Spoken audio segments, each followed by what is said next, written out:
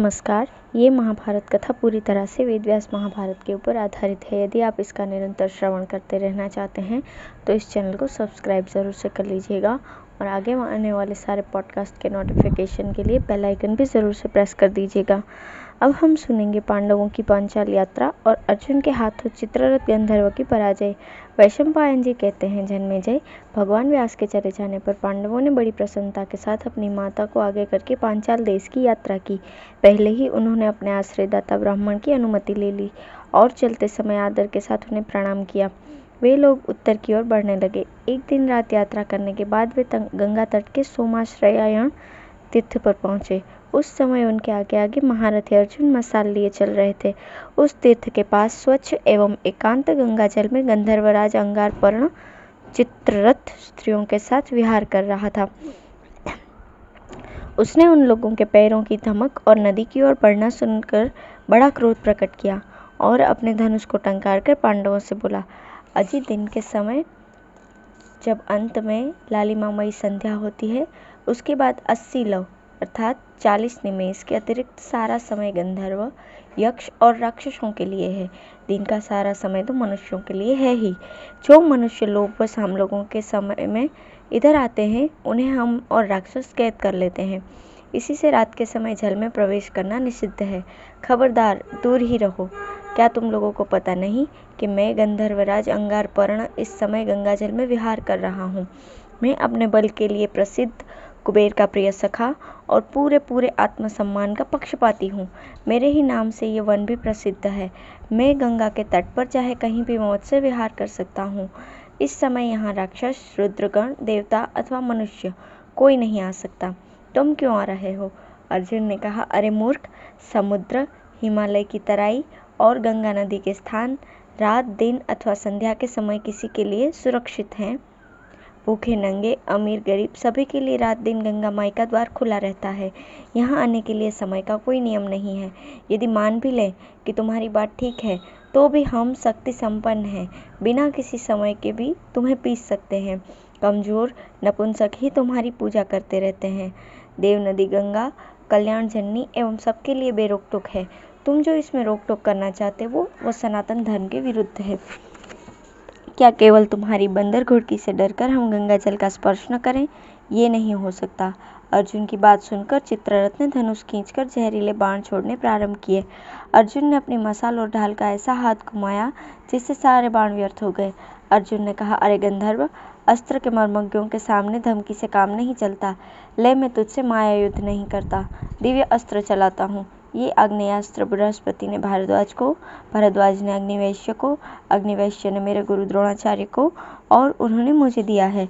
ले संभाल। ऐसा कहकर अर्जुन ने अग्नेयास्त्र छोड़ा। चित्ररथ रथ जल जाने के कारण दग्धरथ हो गया। वो अस्त्र के तेज से इतना चकरा गया कि रथ से कूदकर मुंह के बल लुढ़कने लगा। अर्जुन ने झपटकर उसके केस पकड़ लिए और घसीटकर अपने भाइयों के पास ले आया। गंधर्व पत्नी कुंभनशी अपने पतिदेव की रक्षा के लिए युधिष्ठिर की शरण में आई। उनकी इस शरणागति और रक्षा प्रार्थना से द्रवित होकर युधिष्ठिर ने आज्ञा दे दी कि अर्जुन, इस यशोहीन, पराक्रमहीन, स्त्री रक्षित गंधर्व को छोड़ दो। अर्जुन ने उसे छोड़ते हुए कहा, गंधर्व, शोक न करो, चाहो तुम्हारी जान बच गई। कुरुराज युधिष्ठिर तुम्हें अभयदान देते हैं। गंधर्व ने कहा, मैं हार गया, इसलिए अपना अंगारपर्ण नाम छोड़ देता हूँ। यह बात बड़ी अच्छी हुई कि मुझे दिव्य अस्त्र का मर्मज्ञ मित्र मिला। मैं अर्जुन को गंधर्वों की माया सिखला देता हूँ। मैं आज चित्ररथ से दग्धरथ हो गया। आज मुझे हराकर आपने जीवित छोड़ दिया, इसलिए आप सारे कल्याणों के भाजन हैं। इस विद्या का नाम चाक्षुषी है। इसे मनु ने सोम को, सोम ने विश्वावसु को और विश्वावसु ने मुझे दिया है। इस विद्या का प्रभाव यह है कि इसके बल से जगत की कोई भी वस्तु, चाहे वो जितनी सूक्ष्म हो, नेत्र के द्वारा प्रत्यक्ष देख सकते हैं। जो 6 महीने तक एक पैर से खड़ा रहे, वो इसका अधिकारी है। परंतु मैं आपसे अनुनय करता हूँ कि इसे आप बिना व्रत के ही स्वीकार कर लीजिए। इसी विद्या के कारण हम गंधर्व मनुष्यों से श्रेष्ठ माने जाते हैं। मैं आप सब भाइयों को गंधर्वों के दिव्य वेगशाली और दुबले होने पर भी कभी न थकने वाले 100 घोड़े देता हूँ। वे चाहते ही आ जाएंगे और चाहते ही जहाँ चले जाएंगे, चाहते ही अपना रंग बदल लेते हैं। अर्जुन ने कहा, गंधर्वराज, मैंने मृत्यु से तुम्हें बचा दिया है। यदि तुम इसलिए मुझे कुछ देना चाहते हो तो मैं लेना पसंद नहीं करता। गंधर्व बोला, जब सत्पुरुष इकट्ठे होते हैं तब उनका परस्पर प्रेम भाव बढ़ता ही है। मैं आपको प्रेमवश ये भेंट करता हूँ, आप भी मुझे आग्नेयास्त्र दीजिए। अर्जुन ने कहा, मित्र, यह बात ठीक है, हमारी मैत्री अनंत हो। तुम्हें किसी का भय हो तो बतलाओ। एक बात और बतलाओ कि तुमने हम लोगों पर आक्रमण किस कारण से किया। गंधर्व ने कहा, न आप लोग अग्निहोत्री हैं और न प्रतिदिन स्मार्त हवन करते हैं। आपके साथ ब्राह्मण भी नहीं है, इसी से मैंने आक्रमण किया है। आपका यशस्वी वंश सभी को मालूम है। मैंने नारद दादी से सुना है और स्वयं भी पृथ्वी की प्रदक्षिणा के समय सब कुछ देखा है। मैं आपके आचार्य, पिता और गुरुजनों से परिचित हूँ। आप लोगों के विशुद्ध अंतःकरण में उत्तम विचार और श्रेष्ठ संकल्प को जानकर भी मैंने आक्रमण किया। एक तो स्त्रियों के सामने अपमान नहीं सहा जाता, दूसरा रात के समय बल अधिक बढ़ जाने से क्रोध भी अधिक आता है। परंतु आप श्रेष्ठ धर्म ब्रह्मचर्य के सच्चे पुजारी हैं। आपके ब्रह्मचर्य के कारण ही मुझे हारना पड़ा। कोई ब्रह्मचर्यहीन क्षत्रिय रात्रि में मेरा सामना करता तो उसे मरना ही पड़ता। ब्रह्मचर्यहीन होने पर भी यदि आगे आगे ब्राह्मण चल रहे हों तो सारी जिम्मेदारी पुरोहित पर रहती है। तप्ती नंदन, मनुष्य को चाहिए कि अभिलाषित कल्याण की प्राप्ति के लिए अवश्य ही जितेंद्रिय पुरोहित को कर्म में नियुक्त करे। अप्राप्त की प्राप्ति और प्राप्त की रक्षा करने के लिए गुणवान पुरोहित की अत्यंत आवश्यकता है। तप्ती नंदन, बिना ब्राह्मण की सहायता के केवल अपने पराक्रम अथवा पुरजन परिजन के द्वारा पृथ्वी पर विजय प्राप्त नहीं की जा सकती। इसलिए आप ये निश्चय कर लीजिए कि ब्राह्मण को नेता बनाने पर ही चिरकाल तक पृथ्वी पालन संभव है। अब है सूर्यपुत्री तप्ती के साथ राजा संवरण का विवाह। वैशंपायन जी कहते हैं, जन्मेजय, गंधर्व के मुख से तप्ती नंदन संबोधन सुनकर अर्जुन ने कहा, गंधर्वराज, हम लोग तो कुंती के पुत्र हैं, फिर तुमने तप्ती नंदन क्यों कहा? यह तप्ती कौन थी जिसके कारण हमें तप्ती नंदन कह रहे हो? गंधर्वराज ने कहा, अर्जुन, आकाश में सर्वश्रेष्ठ ज्योति हैं भगवान सूर्य। इनकी प्रभा स्वर्ग तक परिव्याप्त है। इनकी पुत्री का नाम था तप्ती। वह भी उनके जैसी ही ज्योतिष्मती थी। वह सावित्री की छोटी बहन थी तथा अपनी तपस्या के कारण तीनों लोकों में तप्ती नाम से विख्यात थी। वैसी रूपवती कन्या देवता, असुर, अप्सरा, यक्ष आदि किसी की भी नहीं थी। उन दिनों उसके समान योग्य कोई भी पुरुष नहीं था जिसके साथ भगवान सूर्य उसका विवाह करें। इसके लिए वे सर्वदा चिंतित रहा करते थे। उन्हीं दिनों में पुरुवंश में राजा रुक्षक के पुत्र संवरण बड़े ही बलवान एवं भगवान सूर्य के सच्चे भक्त थे। वे प्रतिदिन सूर्योदय के समय अर्घ्य, पाद्य, पुष्प, उपहार, सुगंध आदि से पवित्रता के साथ उनकी पूजा करते, नियम, उपवास, तपस्या से उन्हें संतुष्ट करते और अहंकार के बिना भक्ति भाव से उनकी पूजा करते। सूर्य के मन में धीरे धीरे ये बात आने लगी, ये मेरी पुत्री के योग्य पति होंगे। बात थी भी ऐसी ही, जैसे आकाश में सबके पूज्य और प्रकाशमान सूर्य है, वैसे ही पृथ्वी में संवरण थे। एक दिन की बात है, संवरण घोड़े पर चढ़कर पर्वत की तराइयों और जंगलों में शिकार खेल रहे थे। भूख प्यास से व्याकुल होकर उनका श्रेष्ठ घोड़ा मर गया। वे पैदल ही चलने लगे। उस समय उनकी दृष्टि एक सुंदर कन्या पर पड़ी। एकांत में अकेली कन्या को देखकर वे एकटक उसकी ओर निहारने लगे।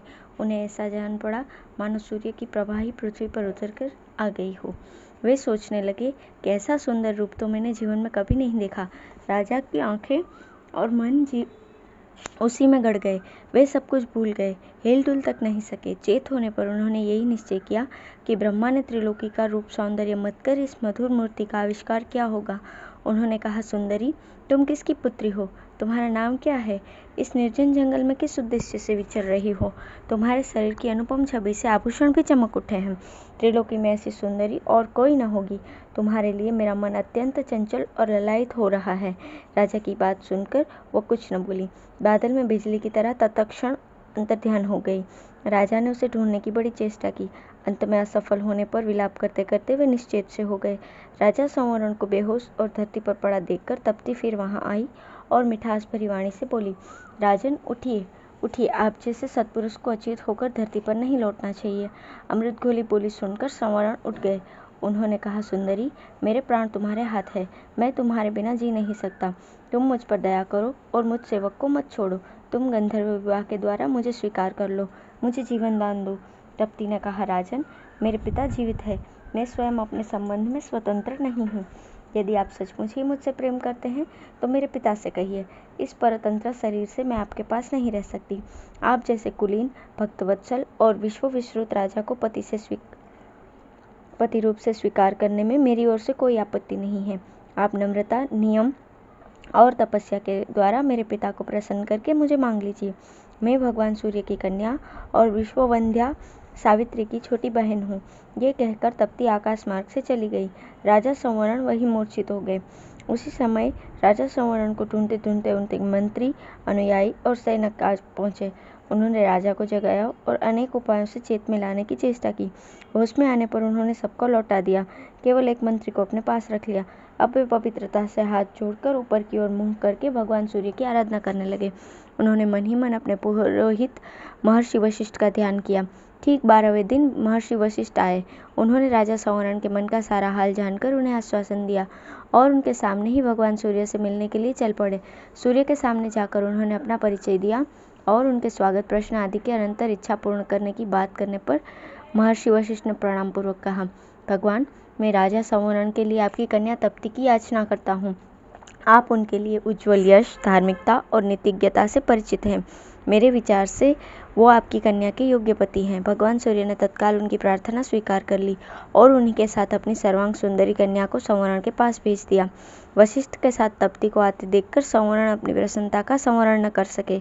इस प्रकार भगवान सूर्य की आराधना और अपने पुरोहित वशिष्ठ की शक्ति से राजा संवरण ने तप्ती को प्राप्त किया और विधिपूर्वक पाणी ग्रहण संस्कार से संपन्न होकर उसके साथ उसी पर्वत पर सुखपूर्वक विहार करने लगे। इस प्रकार वे 12 वर्ष तक वहीं रहे।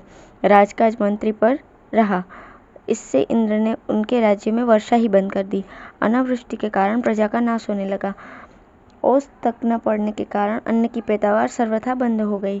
प्रजा मर्यादा तोड़कर एक दूसरे को लूटने पीटने लगी। तब वशिष्ठ मुनि ने अपनी तपस्या के प्रभाव से वहां वर्षा करवाई और तप्ती संवरण को राजधानी में ले आए। इंद्र पूर्ववत वर्षा करने लगे। पैदावार शुरू हो गई। राज दंपत्ति ने सहस्त्रों वर्षों तक सुख भोग किया। गंधर्वराज कहते हैं, अर्जुन, यही सूर्य कन्या तप्ती आपके पूर्व पुरुष राजा संवरण की पत्नी थी। इन्हीं तप्ती के गर्भ से राजा कुरु का जन्म हुआ, जिनसे कुरुवंश चला। इन्हीं के संबंध से मैंने आपको तप्ती नंदन कहा है। धन्यवाद।